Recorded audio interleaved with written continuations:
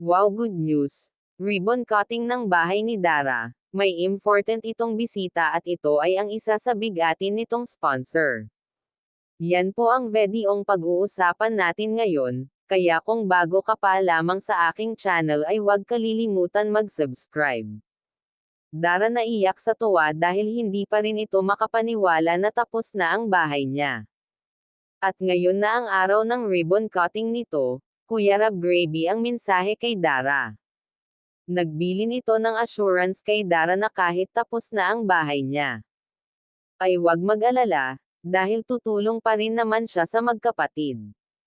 Street Dara naiyak sa mensahe ni Kuya Rab, at wag po pala natin kalimutan suportahan si Kalinga Prob at ang ama nito na si Val Santos Matubang.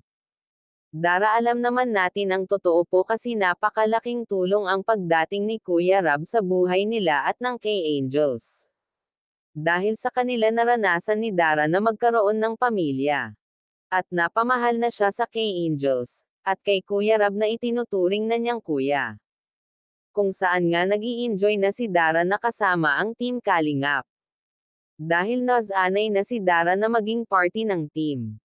Sabi nga ni Kuya Rab ang bawat benepisyaries na willing at gusto manatili sa kanya ay welcome palagi sa kanila. Kaya nga sabi ni Kuya Rab ay, one Kalingap, one pamilya. Ang ibig sabihin ay pagkailangan nila ng tulong ay pwede nilang tawagan si Kuya Rab at tutulong naman daw siya sa abot ng kanyang makakaya.